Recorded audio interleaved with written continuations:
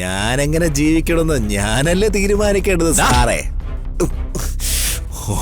മര്യാദയ്ക്ക് പോയി നിന്റെ പെണ്ണുമ്പിളുടെയും കൊച്ചിനോടൊപ്പം ജീവിച്ചോണം. അല്ലാതെ അവന്തികയുടെ പിന്നാലെ വാലുവാട്ടി നടക്കാനാണ് നിന്റെ ഭാവമെങ്കിൽ ഇപ്പൊ തന്ന ഈ സൗജന്യം രണ്ടാമത് ഒരിക്കൽ കൂടി ഞാൻ തരില്ല. നിങ്ങൾക്ക് എന്ത് നിഗമനത്തിൽ വേണമെങ്കിലും എത്താം. പക്ഷെ സന്ദീപിനെ കാണാതായതിൽ ഞങ്ങൾക്ക് ഒരു പങ്കുമില്ല. അത് നിങ്ങളുടെ വേർഷനല്ലേ?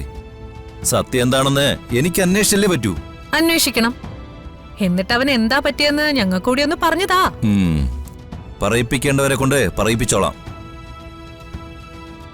അതിനു മുമ്പ് എനിക്ക് ഈ ഗസ്റ്റ് ഹൗസ് ഒന്ന് സെർച്ച് ചെയ്യണം. അതിനെന്താ, വാറണ്ട് വേണോ?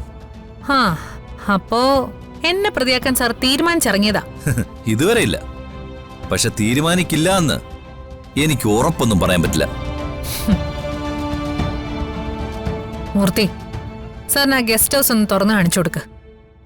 എന്നിട്ട് സാർ അവിടെ മുഴുവനൊന്ന് അരിച്ചു പറക്കി നോക്കട്ടെ. വല്ല തുമ്പോ തുരുമ്പോ മറ്റോ കിട്ടുകയാണെങ്കിൽ എടുത്തോണ്ട് പോട്ടെ. സാറുവാ.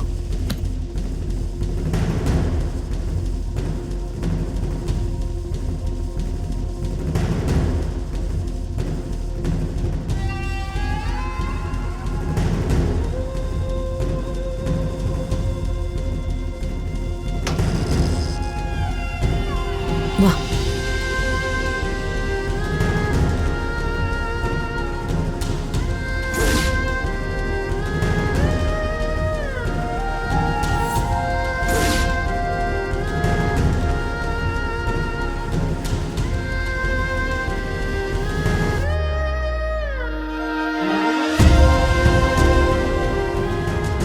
ഇതൊക്കെ ഇട്ടപ്പോ ആളാകെ അങ്ങ് മാറിയല്ലോ. എന്തൊരു സൗന്ദര്യം! വല്ല സിനിമക്കാരും കണ്ട കൊത്തിക്കൊണ്ടു പോവും, എനിക്ക് ഉറപ്പാ. അതൊന്നും വേണ്ട, എനിക്ക് ഞാനായിട്ടങ്ങ് ജീവിച്ചാ മതി. ഇതിപ്പോ നമ്മുടെ സ്ഥാപനത്തിന്റെ പരസ്യം ആയതുകൊണ്ടാ. ആതിരയ്ക്ക് ഇപ്പൊ എന്തു തോന്നുന്നു? നന്നായിട്ടുണ്ട്. നന്നായിട്ടുണ്ടെന്നല്ല, ഉഗ്രനായിട്ടുണ്ട്. ഏത് സിനിമാ നടി ഒരുങ്ങിയാലും ഇത്ര ഭംഗിയാവില്ല. മുതലാളി പറഞ്ഞത് ശരിയാ. ആതിരെ ഇപ്പൊ കണ്ട ശരിക്കും ഒരു സിനിമാ നടിയെ പോലെ തന്നെയുണ്ട്. സാർ എല്ലാം റെഡിയാണ്. എന്നാ പിന്നെ നമുക്ക് തുടങ്ങിയാലോ? തുടങ്ങാം. അതിലെ റെഡിയല്ലേ? എന്നാ വരും. അതിൽ ചെല്ലേ.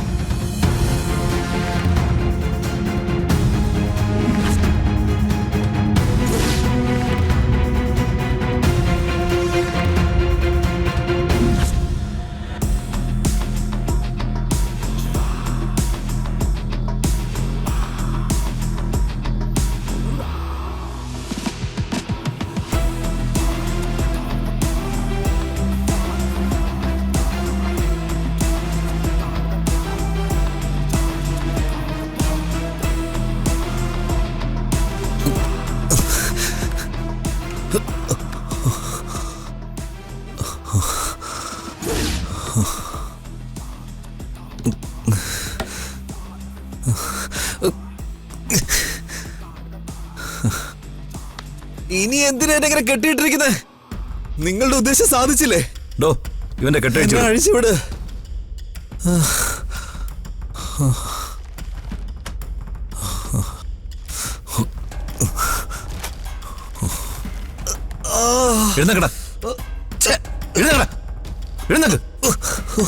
അവന്തികയുടെ എച്ചിൽപ്പട്ടിയായ നിന്നെ ഇതിനകത്തിട്ട് തീർക്കേണ്ടതായിരുന്നു.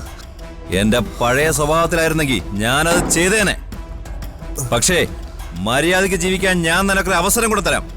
എന്തുകൊണ്ടെന്നറിയാമോ? തന്തയില്ലാതെ ജീവിക്കേണ്ടി വരുന്ന നിന്റെ കുഞ്ഞിന്റെ മുഖം ഓർത്തിട്ട്.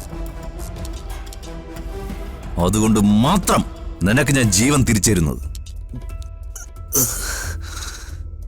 ഡാ, ഒന്നുകൂടി നീ അറിഞ്ഞോ? കേസ് കഴിഞ്ഞു. അവന്തിക കുറ്റക്കാരിയാണെന്ന് കോടതിക്ക് മനസ്സിലാവുകയും ചെയ്തു. അടുത്ത മാസം 4-ാം തീയതി സച്ചിക്ക് അനുകൂലമായി കോടതി വിധി വരികയും ചെയ്യും. അപ്പോ അയാള് പറഞ്ഞിട്ടാണല്ലേ സാറിനെ ഇതിനകത്തോണ്ടൊന്ന് കെട്ടിയിട്ടത്? അവിടെ നിനക്ക് തെറ്റി. അങ്ങനെ ആർക്കെങ്കിലും വേണ്ടി ഗുണ്ടാപ്പണി ചെയ്യാൻ വേണ്ടിയല്ല ഞാനിത് ചെയ്തത്. സച്ചിക്ക് ഇതിനെക്കുറിച്ച് ഒന്നും അറിയില്ല. ഇതെന്റെ ആജന്മ ശത്രുവായ അവന്തിക്ക് വേണ്ടി ഞാൻ കൊടുക്കുന്ന ഷോക്ക് ട്രീറ്റ്മെന്റാ. ഇനി മേലാൽ അവന്തികയുടെ പിന്നാലെ വാലും ചുരുട്ടി നടന്നാൽ പിന്നെ നീ ഉണ്ടാവില്ല. മനസ്സിലായടാ? മനസ്സിലായി സാറേ, എനിക്കെല്ലാം മനസ്സിലായി. പക്ഷേ ഞാനെങ്ങനെ ജീവിക്കണമെന്ന് ഞാനല്ലേ തീരുമാനിക്കേണ്ടത് സാറേ. മര്യാദയ്ക്ക് പോയി നിന്റെ പെണ്ണുമ്പിളയുടെയും കൊച്ചിനോടൊപ്പം ജീവിച്ചോണം. അല്ലാതെ അവന്തികയുടെ പിന്നാലെ വാലുവാട്ടി നടക്കാനാണ് നിന്റെ ഭാവമെങ്കിൽ ഇപ്പൊ തന്ന ഈ സൗജന്യം രണ്ടാമതൊരിക്കൽ കൂടി ഞാൻ തരില്ല. തീർത്തുകളയും നിന്നെ ഞാൻ. മനസ്സിലായടാ?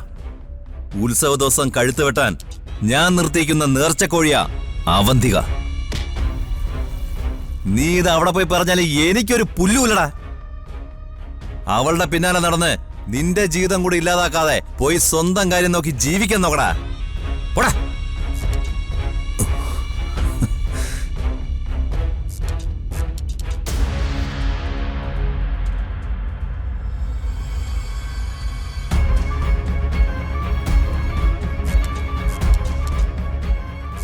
ഇവൻ നന്നാവുന്നുള്ള പ്രതീക്ഷയൊന്നും എനിക്കില്ല. മിക്കവാറും അവന്തിയോടൊപ്പം തന്നെ ഇവന്റെ കാര്യത്തിൽ ഒരു തീരുമാനം എടുക്കേണ്ടി വരും.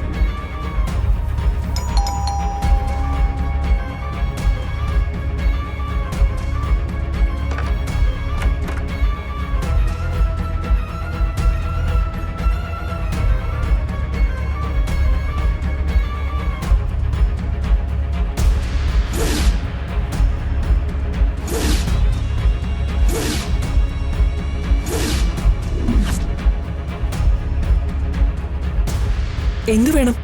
ഞാൻ വക്കീലിനെ കാണാൻ വേണ്ടി വന്നതാ.